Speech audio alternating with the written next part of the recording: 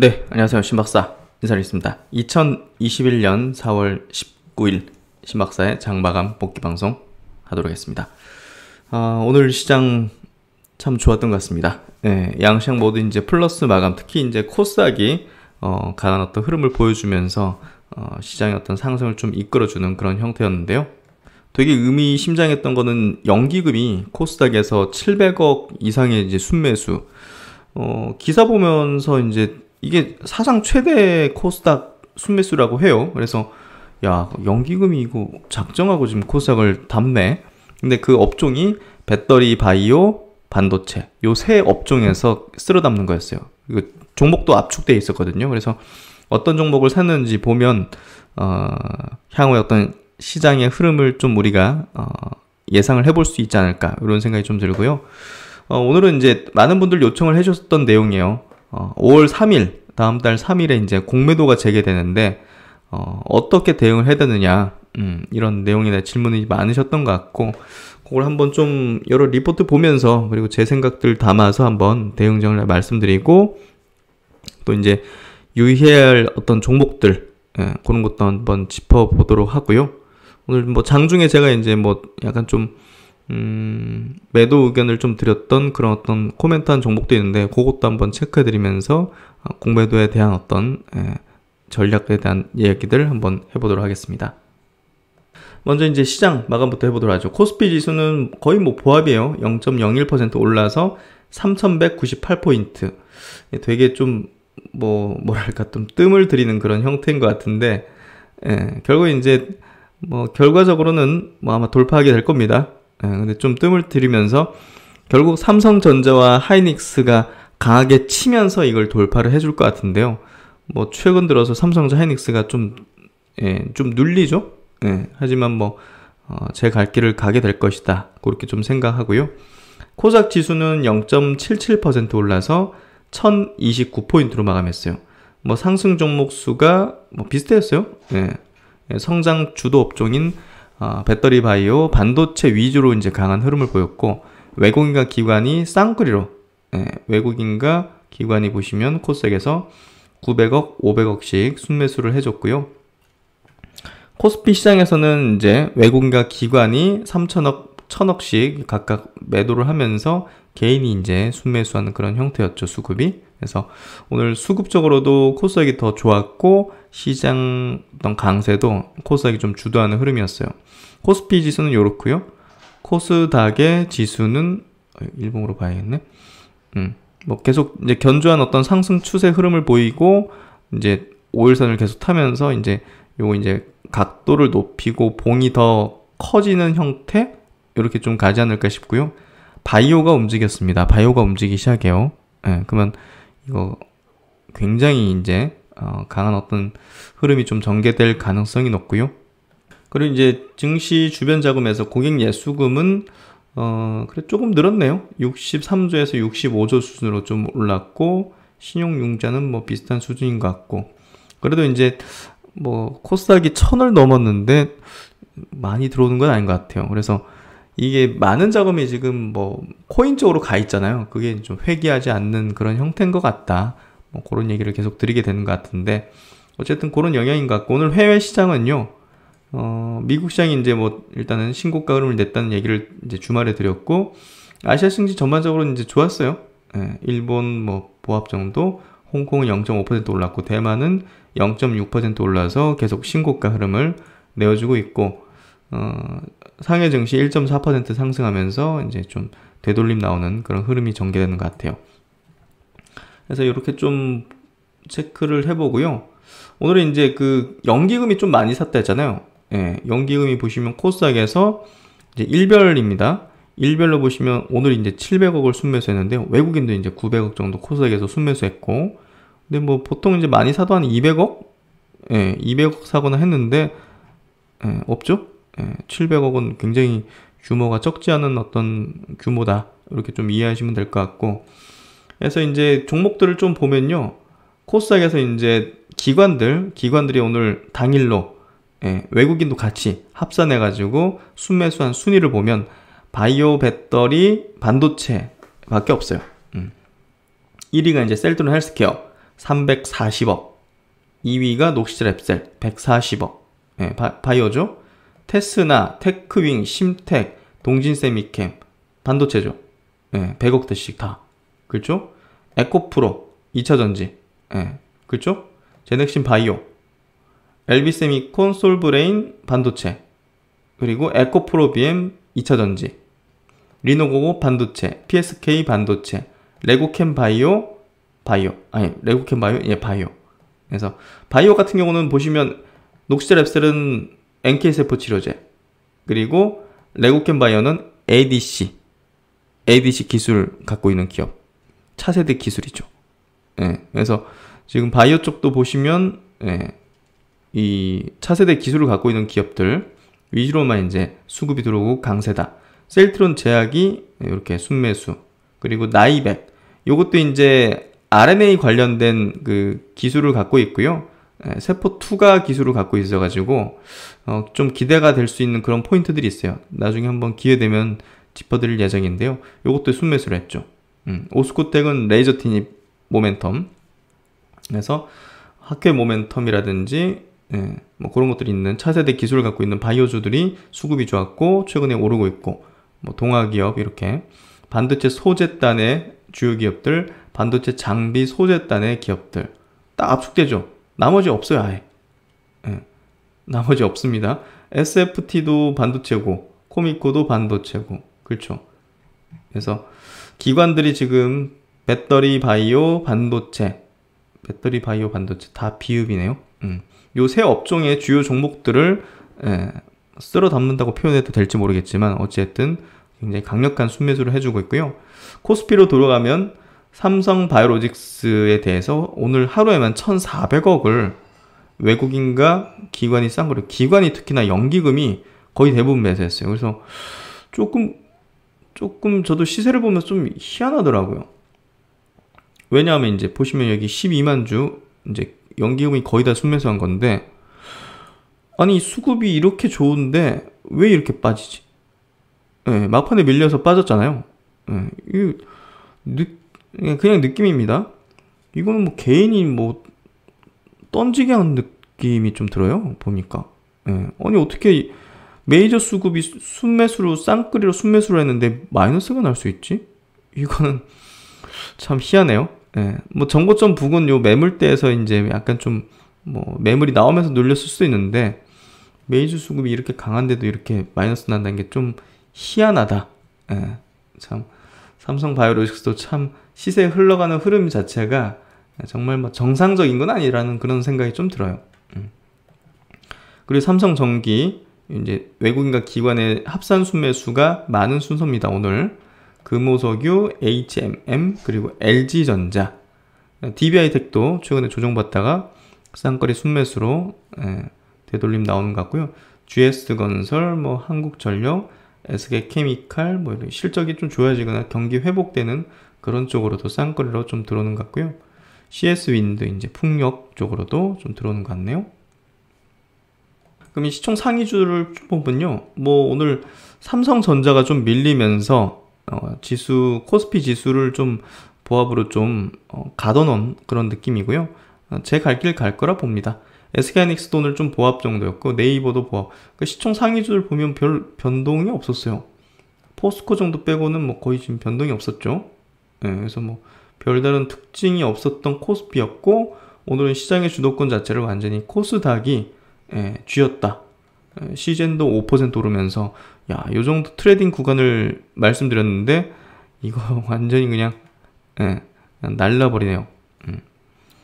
그래서 코스닥 시장에서 오늘 좀 두드러진 게 뭐 리노공업도 한 6% 올랐고, 와, 뭐 반도체 계속 가네요. 하여튼 레고캠바이오도 한 5% 올랐고, 에코프로도 5% 정도 올랐고요.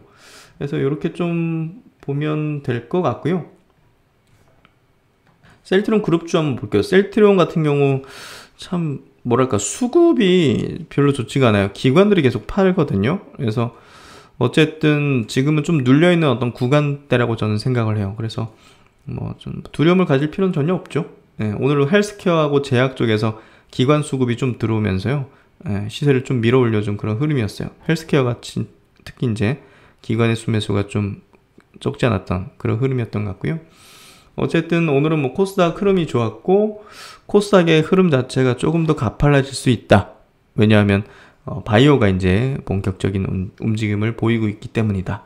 이렇게 좀 정리를 하시면 될 것 같고요. 종목 단은 요 정도 체크하도록 하겠습니다.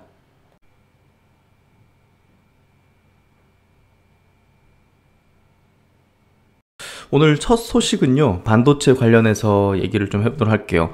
오늘 시장을 주도했던 건 역시 이제 코스닥 증시였고, 코스닥 증시를 또 이제 압도하고 주도했던 이제 대표 두 업종은 반도체와 바이오였습니다. 그래서 반도체 관련 주들, 특히 이제 장비 소재주들 뭐 굉장히 강한 어떤 흐름을 보여주고 있고요.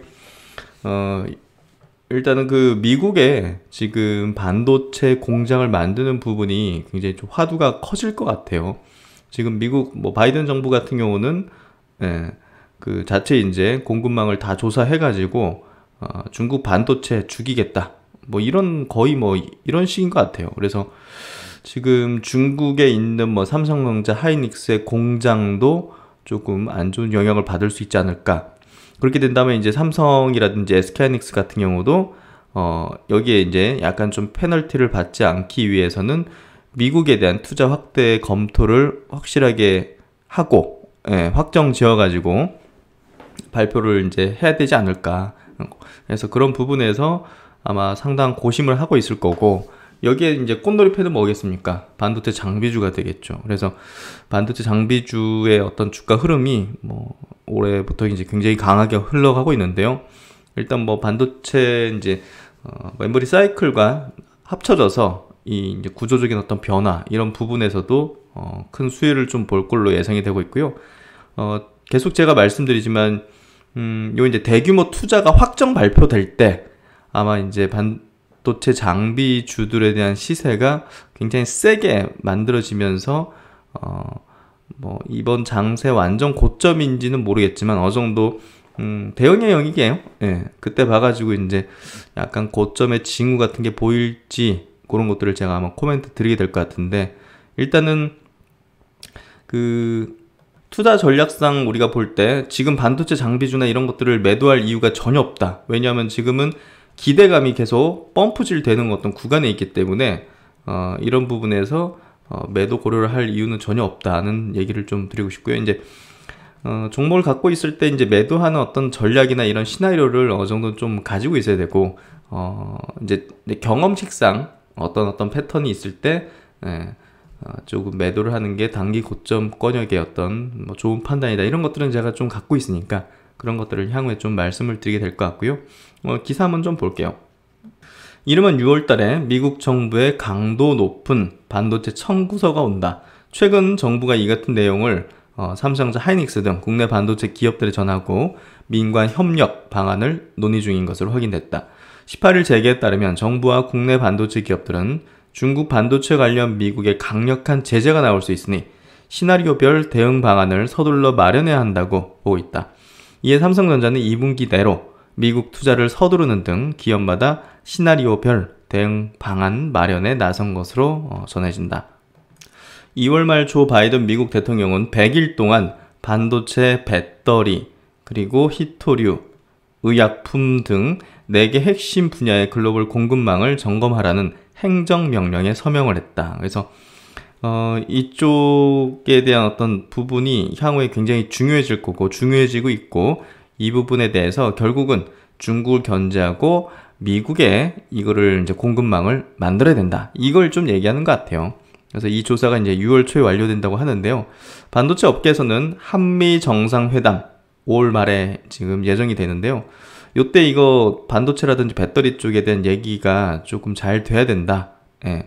이게 이제 미국의 어떤 제재가 이런 것들이 이제 추가 제재안이 좀 나오게 되면 사실 반도체라든지 배터리 우리나라 기업들이 중국에도 이제 많은 물량을 또 수출하고 있기 때문에 그런 부분에서 다소 또 타격을 받을 수도 있는 거거든요. 그래서 선제적으로 이 한미 정상회담 때 문재 대통령이 갈 때 주 이제 그 경영인들을 데리고 가서 거기서 뭐 배터리 공장을 대규모로 만들겠다, 반도체 공장을 대규모로 만들겠다 해가지고 한국은 여러 가지 어떤 제재 피해나 이런 거에서 좀 제외될 수 있는 그런 어떤 약간 좀 외교적인 어떤 부분이 있어야 되지 않겠느냐 이런 얘기들이 지금 나오는 것 같고요. 주요 7개국 정상회의 6월달 요게 이제 맞물리는 이 시기 중국의 반도체 굴기를 견제할 미국의 추가 제재안이 나올 가능성이 높다고 본다. 그래서 반도체 업계 관계자는 반도체 공급망 점검 행정명령은 사실상 중국 제재를 위한 명분 쌓기일 가능성이 높다. 요 이제 점검하라는 거는 결국 중국 제재를 위해서 점검을 해보고 이러니까 우리나라에 이제 이득이 돼야 되고 피해가 갈 수 있는 이런 것들을 이렇게 해야 된다. 결국 중국을 어떻게 제재하기 위해서 그런 어떤 명분 용이라고 좀 볼 수 있는데요. 화웨이 그리고 SMIC 등 특정 중국 기업이 아닌 중국 반도체 산업 전반을 견제할 방안이 나올 가능성도 적지 않다. 어쨌든 지금 바이든 행정부가 그 미중 반도체 전쟁 뭐 이런 것들을 지금 벌이는 배경은 현재 반도체 제조의 어떤 주도권이 한국, 대만, 중국 등 이제 아시아 국가에 집중이 돼 있다는 점 때문이죠. 그래서 삼성전자, 대만, TSMC 등 글로벌 파운드리 기업이 미국에 공장을 짓도록 하고 인텔 등 자국 기업의 파운드리 육성 방안을 지금 마련 중인데요. 6월에는 아마 이제 중국 반도체 공급망에 대한 공격, 즉 이제 뭡니까? 중국에 이제 반도체 공장이 있잖아요. 여기에 이제 결국은 이 네덜란드 ASML 같은 이런 어떤 장비 업체들, 뭐 영국, 미국의 이제 여러 소재 업체들에 이런 것들이 이제 가야지 반도체를 생산할 수 있는 거잖아요. 그게 이제 TSMC든 이제 중국의 이제 SMIC든 한국의 이제 삼성전자, 하이닉스든 뭐 장비 네덜란드 장비가 무조건 있어야 되는 건데 이런 것들을 지금 중국으로 갈 수 없게 판매망을 막아버린다. 행정부가. 그러면 어떻게 되겠어요? 결국은 이게 중국에 대한 제재를 하는데 삼성과 SK하이닉스가 피해를 볼 수 있는 거잖아요. 그러니까 이걸 어떻게 좀 외교적으로 풀어야 되지 않겠느냐 이거죠. 결국은 우리나라 같은 경우는 이제 2019년이죠. 일본으로부터 이제 뭐 반도체 소재라든지 막 이런 것들 뭐 수입 금지당했잖아요. 그러니까 뭐 타격 입을 수 있다는 어떤 굉장히 위기의식이 있었지 않습니까? 결국 이제 일본 같은 데도 지금 뭐 반도체 뭐 소재나 이런 부품단으로 굉장히 독점적인 게 많단 말이에요. 근데 이게 중국 반도체 생산하는데 가지 못하게 한다. 뭐 이런 식으로 우방이니까 미국과 우방이니까 뭐 그렇게 돼버리면 뭐 중국 내 첨단 반도체 생산 자체가 이제 불가능해지는 거죠. 그래서 결국은 중국 공급망에 타격을 입힐 제재안이 현실화되면 중국에서 메모리 반도체 생산 공장을 운영 중인 삼성전자 그리고 SK하이닉스 등도 직접적인 영향권에 들게 된다는 거죠.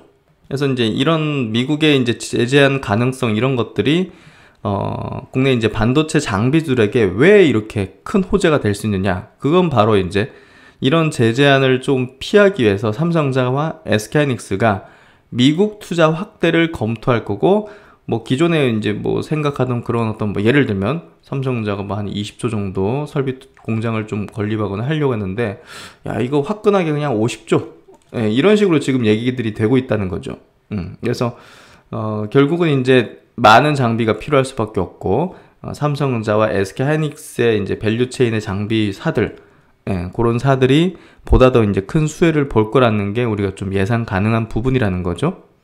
그래서 이제 이런 얘기들이 나오고 있어요. 그 김근식 뭐 국민의힘 뭐 비전 전략 실장이라는 분이 이재용 부회장이 지금 감옥에 있지 않습니까? 이재용 부회장을 석방하고 다음 달 이제 5월 달에 있는 한미 정상회의에 함께 가야 된다.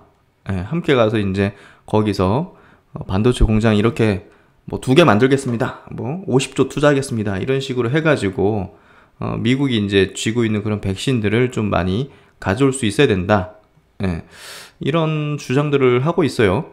그래서 이제 SNS에 이 주장을 한 것 같은데 대통령이 직접 바이든 대통령을 만나 외교 안보 차원의 담판과 협상을 통해서라도 백신을 구해야 한다며 문 대통령이 이 부회장을 대동하고 미국으로 가야 한다고 주장했다. 이를 위해서는 현재 구속 수감 중인 이 부회장을 긴급 임시 석방해야 한다. 김 실장은 최근 반도체 화상회의에서 웨이퍼를 들고 반도체 패권을 강조한 바이든에게 저도 좀 깜짝 놀랐어요. 야, 이 바이든 대통령이 얼마나 반도체가 중요하다고 생각했으면 이 웨이퍼까지 들고 오겠어요. 예, 뭐 그냥 조그만 칩을 가져올 수도 있는 건데 웨이퍼를 들고 있는 거 보고 야, 미국이 이거 지금 엄청나게 중요하게 생각하구나. 들고 막 인프라다 했잖아요. 인프라. 이건 인프라다.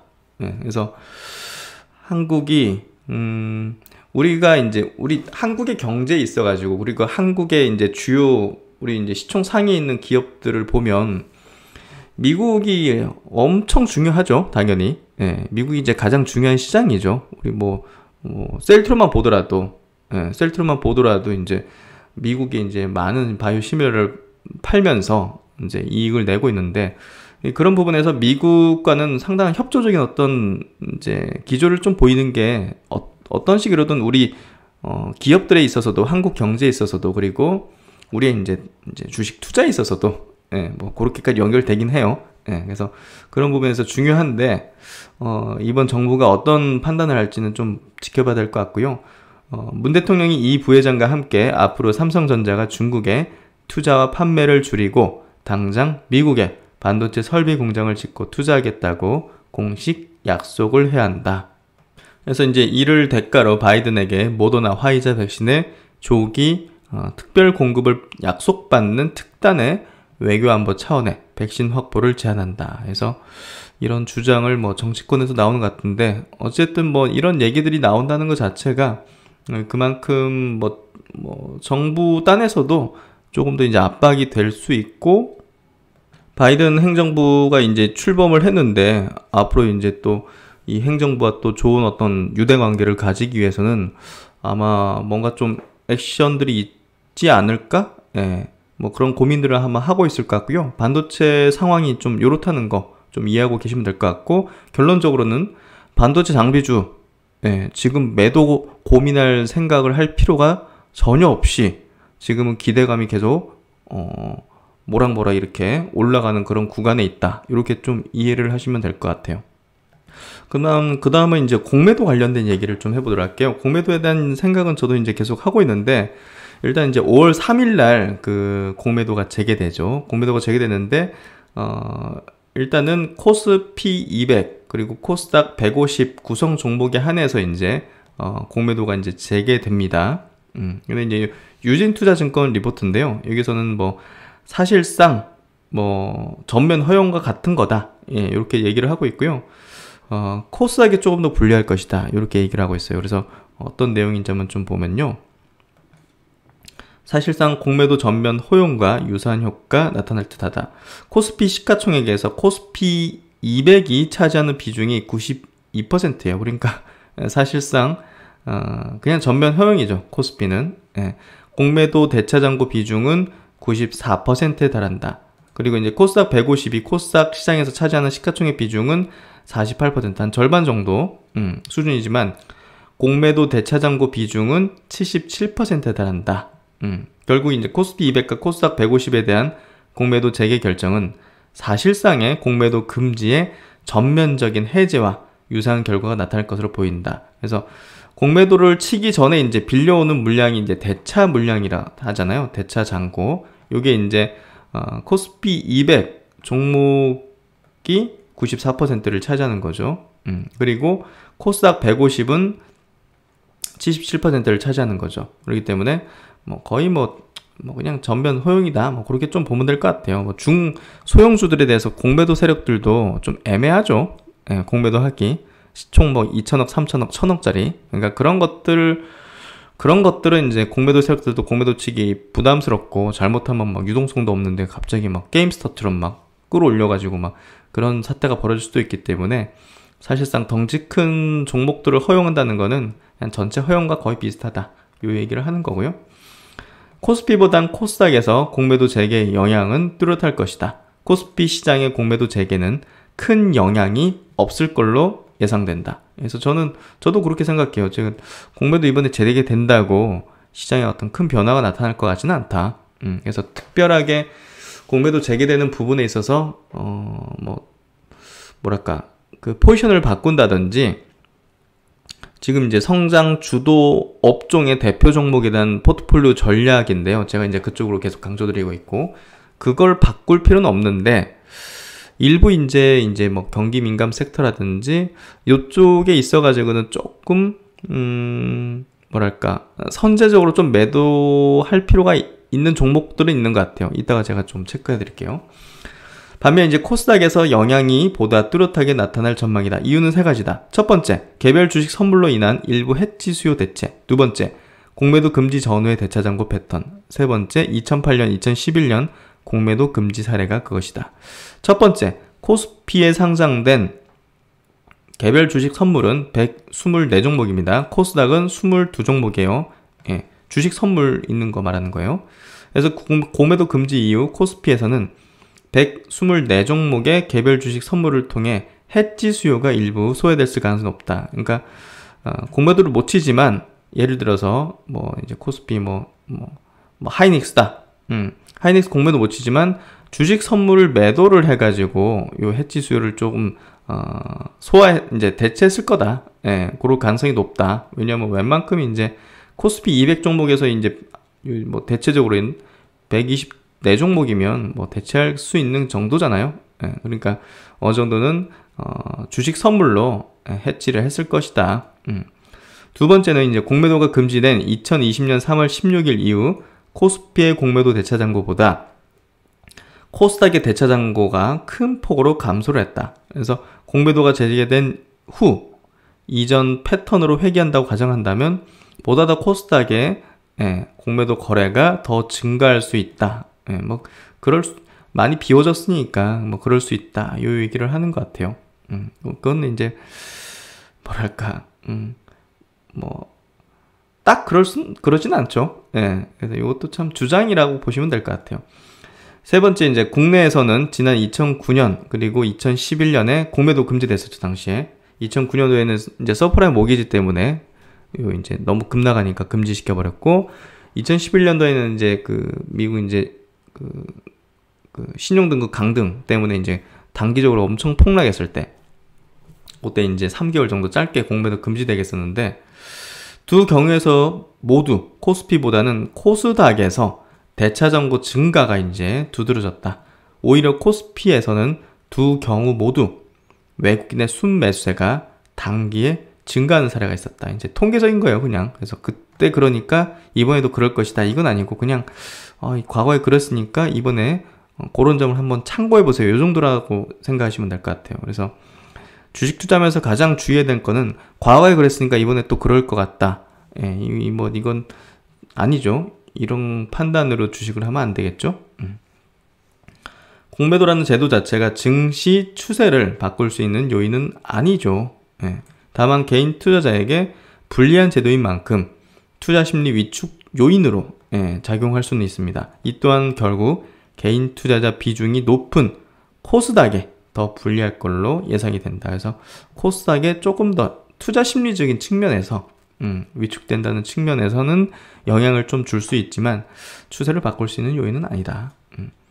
그래서 과거에 이제 공매도 해제 시 코스피 지수를 보면요, 올라갔어요. 오히려 2009년도, 2011년도 공매도 해제 뒤에 요 D-Day 이후 이렇게 올라갔죠. 그리고 이제 과거 공매도 해제 시 코스닥 주가를 보면 요 D-Day 이후 2009년도에는 뭐 되려 빠졌고 2011년도는 그냥 플랫했네요. 그래서 이게 뭐 딱 뭐 어떻게 될 것이다 이거 예측하는 거는 조금 뭐 말은 안 되라고 생각하고요. 그리고 이제 공매도 금지 같은 경우는 뭐 우리나라만 했던 건 아니죠. 아시아의 뭐 대만, 인도네시아, 말레이시아, 유럽에서도 이제 이렇게 이제 국가들이 우리나라보다는 짧게 했어요. 한 2달 정도 했었고, 우리나라가 진짜 길게 한 거예요. 딴 데는 보십시오. 대만도 벌써 이제 작년 6월 달에 풀어버렸고, 말레이시아도 이제 작년 12월에 풀었어요.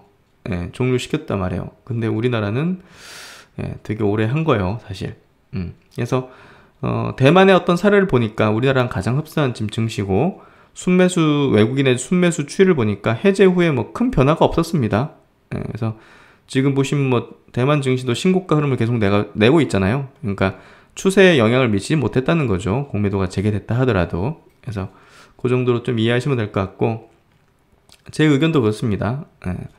큰 영향을 줄 건 아니다.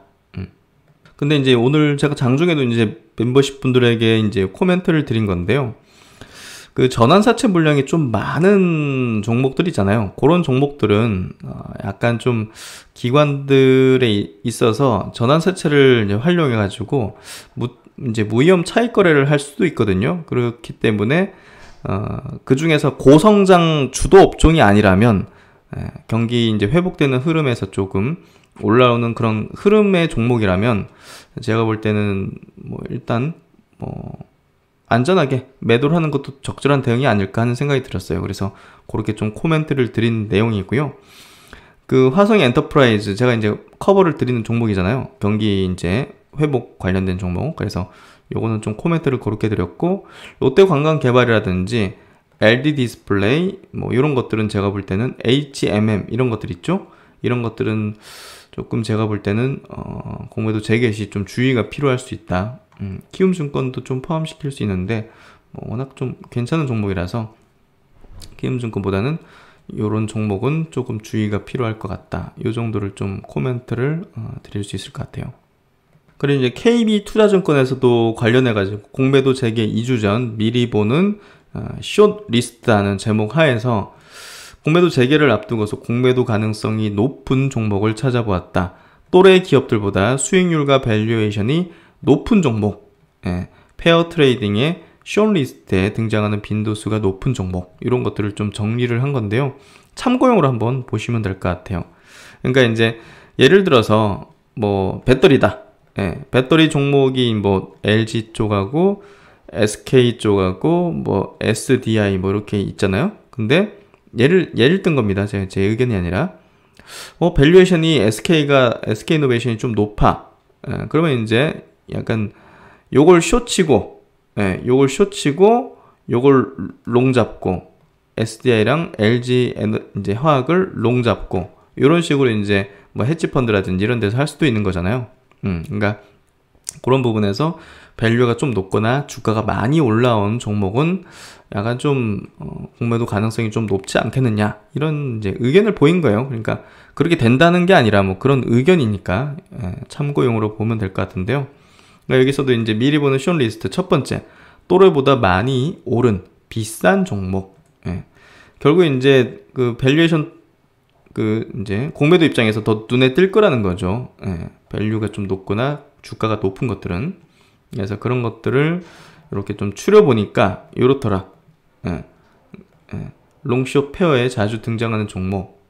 그러니까 페어 트레이딩을 꾸렸을 때 공매도 후보로 많이 등장하는 종목도 줄였다. 수익률의 상관성이 높지만 일시적으로 주가가 벌어진 짝을 찾고 저평가 고평가 종목의 롱숏 포지션을 구상했다. 그 후 숏에 등장하는 빈도수가 높은 종목만 추려서 공매도 가능성이 높은 종목을 정리를 했다. 그래서 보시면 등장 빈도 보시면 숏의 등장 빈도가 높은 걸 보니까 이렇네요. 요 종목들. 아모레 퍼시픽, KG 이니시스. 그래서 아모레 퍼시픽도 지금부터는 조금 주의가 필요한 구간인 것 같아요. 굉장히 좀 올라왔잖아요. 지금 밸류도 좀 높은 편이고 퍼 단으로도 굉장히 높은 편이고, 그래서 그런 부분에서 퍼 단으로도 지금 올해 예상 이익 대비해서 53배 정도니까 공매도 타겟팅이 될 수 있죠. 여기 이제 화성 엔터프라이즈도 숏 이제 쪽에 이제 등장 빈도가 좀 높은 종목이 있고, 동화 기업도 좀 높은 편에 있네요. 아모레지 이렇게 있고, 신세계 인터내셔널도 이제 밸류가 낮진 않죠. 밸류가 낮진 않기 때문에 그런 부분에서 좀 들어있는 것 같고요. 시젠이라든지 뭐 SKC 이런 종목도 숏 리스트에 좀 있다는 거를 좀 참고용으로 보시면 될 것 같고, 제 의견은 화승 엔터 정도 조금 코멘트를 드렸고, 아모레 퍼시픽도 조금 밸류는 높아졌어요. 그 정도 참고를 하시면 될 것 같습니다. 그래서 요 패거 요거는 좀 이제 또래 기업보다 밸류에이션이 좀 높은 종목, 그런 종목군 SK이노베이션, SKC, 한솔케미칼, HMM, 한국항공우주. 그러니까 한국항공우주도 밸류가 좀 낮진 않죠. 37배 정도. 그러니까 뭐 한화 에어로스페이스보다는 높죠. 그래서 한화 에어로스페이스는 롱 잡고 한국항공우주는 숏 잡고, 뭐 록히드 마틴 같은 경우는 퍼가 뭐 한 10배 좀 넘는 수준이니까 롱 잡고, 한국항공우주는 숏 잡고, 뭐 이런 식으로 하는 거죠. 그래서 이런 종목군들은 좀 주의가 필요할 수 있다. 공매도 타겟팅이 될 수도 있다. 뭐 이런 의견이니까요. 참고용으로만 하시고, 이거는 뭐 모르겠어요. 뭐 그때 돼봐야 또 아는 거니까. 그 공매도를 하는 사람들의 어떤 의중을 뭐 지금 뭐 예상한다고 어떻게 알겠어요? 그래서 그런 가능성이 있는 것들에 대해서는 우리가 좀 주의를 하고 있자. 이 정도로 이제 이해하시면 될 것 같아요. 그리고 이제 이런 내용도 있어요. 다음 달 이제 3일 이제 공매도 재개되는데 개인 공매도를 시행한다고 합니다. 기존에 이제 뭐 대주매도라고 하는 것도 있는데 이제 증권사들이 대주매도 물량이 굉장히 적어서 저도 이제 그때 한번 뭐 해보려고 하니까 이거 뭐 없어. 할 수 있는 종목도 별로 없고 물량도 막 엄청 없어가지고 이거 할 때 그냥 주식 선물하지 이걸 누가 하겠어? 했거든요. 그걸 조금 이제 보완한 것 같아요. 제도를 조금 그래도 뭐 2.4조 규모로 할 수 있게. 그래서 코스피 200, 코스닥 150 전 종목에 대해서 공매도를 가능하게 하고 뭐 사전 교육 같은 거를 받아야 된다고 해요. 그리고 이제 당장 뭐 마음껏 할 수 있게 하는 게 아니라 초보 투자자는 3천만 원 한도로 대주 상환 60일 정도 기간을 이제 한정해서 이렇게 조금 주는 그런 식으로 한다고 합니다. 그래서 이제 3일부터 이제 되면 이제 과거보다는 조금 더 많은 물량을 할 수 있는 그런 어떤 제도가 생겼으니까 이런 것 좀 참고를 하시고요. 그래서 이제 오늘 장 요 정도 마무리를 지는데요.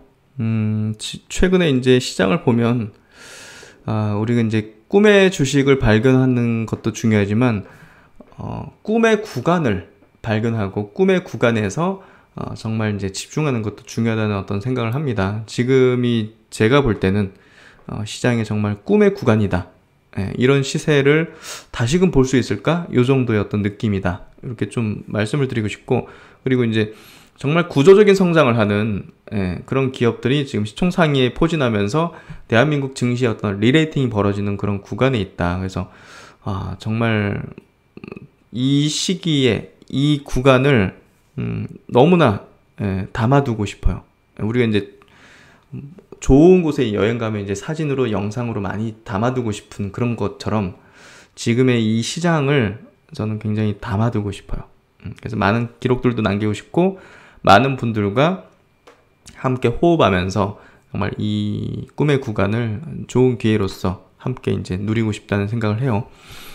오늘 장중에 제가 이제 그 회원 정원 멤버십 전용으로 올려드린 그냥 문구인데 어디서 이제 포함 문구인데요. 한번 좀 읽어드리고 싶어서 마무리를 좀 요걸로 하도록 할게요. 자신이 틀렸다고 인정하는 것을 두려워 말라. 자기가 틀린 길로 가고 있음을 사실로 받아들여야 합니다. 자기가 틀렸음을 입증하려고 노력해야 합니다. 자기가 틀렸다는 것은 결코 우울하게 받아들일 일이 아닙니다. 그럴 때는 그냥 이렇게 말하세요. 이봐, 난 새로운 사실을 발견했다 라고요. 아마존 창업 회장 제프 베조스는 자주 옳은 사람은 많이 듣고 또 자기 마음을 자주 바꾼다. 만일 당신이 자기 마음을 많이 바꾸지 않는다면 당신은 자주 틀릴 것이다 라고 말했습니다. 자기가 틀렸음을 인정한다고 해서 그 사람이 덜 유능하게 비치지 않는다고 심리학자들은 말합니다. 그래서 주식시장에 참 중요할 수 있는 그런 내용인 것 같아서 한번 좀 읽어드렸고요. 각자 한번 생각해 보시는 시간을 가지시면 좋을 것 같습니다. 오늘도 고생 많으셨고요. 활기찬 월요일이었던 것 같고 이번 주 계속 화이팅 기대하도록 하겠습니다. 편안한 저녁 시간 되시고 저는 또 다음 시간에 뵙도록 하겠습니다. 감사합니다.